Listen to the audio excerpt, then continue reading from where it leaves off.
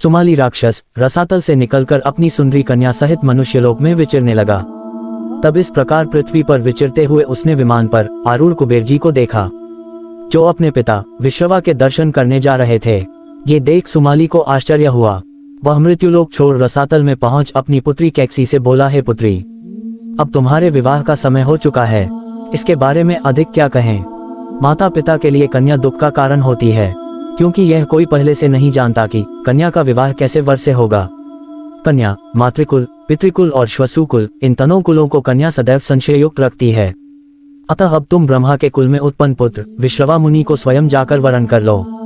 हे पुत्री, विश्रवा को वरण करने से तुझे कुबेर के समान ही तेजस्वी पुत्र लाभ होगा। फिर तो वह कन्या अपने पिता के वचनों को सुन और पितृ गौरव को स्वीकार कर जहाँ विश्रवा मुनि तपस्या कर रहे थे वहां जाकर खड़ी हो गई। तब उस परम सुंदरी को देख विश्रवा मुनि ने उस कन्या से कहा, हे सुंदरी, तू किसकी पुत्री है और यहाँ कैसे आई है।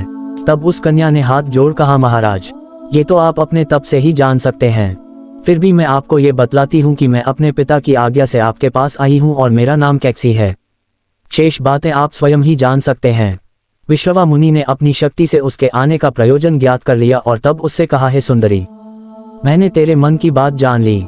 मुझसे पुत्र उत्पन्न कराने की तेरी अभिलाषा है, किंतु इस दारुण समय में तू मेरे पास आई है, अतः तुमसे क्रूर कर्मा राक्षस उत्पन्न होंगे।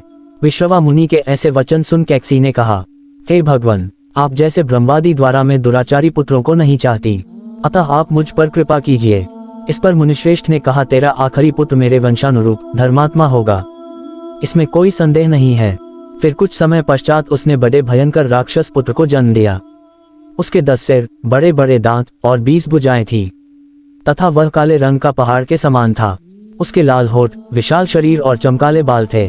उसके जन्मते ही पृथ्वी कांपने लगी, समुद्र खलबला उठा, आकाश से बड़े बड़े उल्कापात हुए, सूर्य का प्रकाश भी मंद पड़ गया और देवताओं ने रक्त की वर्षा की।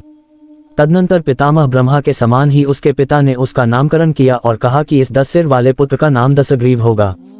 फिर कैकसी के गर्भ से कुंभकर्ण का जन्म हुआ, जिसके समान लंबा चौड़ा कोई अन्य प्राणी नहीं था। फिर विकराल मुख वाली शूर्पणखा उत्पन्न हुई और सबके पश्चात धर्मात्मा विभीषण का जन्म हुआ। उसके जन्म के समय आकाश से पुष्प वृष्टि हुई तथा देवताओं ने दुंदुभी बजाई और सबने साधु साधु कहा। कुंभकर्ण को भोजन से कभी तृप्ति ही न होती थी और तीनों लोकों में घूमकर महर्षियों का भक्षण किया करता था। विभीषण बाल्यकाल से ही धर्मात्मा था। वह सर्वदा धर्म में स्थित रह स्वाध्याय करता और नियमित आहार करते हुए इंद्रियों को अपने वश में रखता। कुछ काल पश्चात धनपति वैश्रवन पुष्पक विमान पर बैठ अपने पिता का दर्शन करने के लिए वहां आए, जो अपने तेज से प्रदीप्त हो रहे थे। तब उन्हें देखकर राक्षस कन्या कैकसी अपने पुत्र दशग्रीव के पास आई और बोली, हे पुत्र, अपने भाई वैश्रवन को देखा, ये कैसे तेजस्वी है। अच्छा होता यदि तुम भी अपने भाई के समान हो। यद्यपि तुम बड़े पराक्रमी हो, तथापि ऐसा प्रयत्न करो जिससे तुम भी वैश्रवन के ही समान तेजस्वी और वैभवशाली हो जाओ। माता की यह बात सुनकर प्रतापी दशग्रीव को बड़ा रोष हुआ। उसने कहा, माँ, तुम चिंता न करो, मैं प्रतिज्ञापूर्वक कहता हूँ कि अपने पराक्रम से भाई वैश्रवन के समान या उससे भी बढ़कर हो जाऊंगा। ये कहकर उसने तपस्या करने का विचार किया और गोकर्ण के पवित्र आश्रम पर जाकर वहां भाइयों सहित तप करने लगा। उसने घोर तप कर ब्रह्मा जी को प्रसन्न कर लिया। उन्होंने प्रसन्न होकर उसे विजयदायक वर प्रदान किया।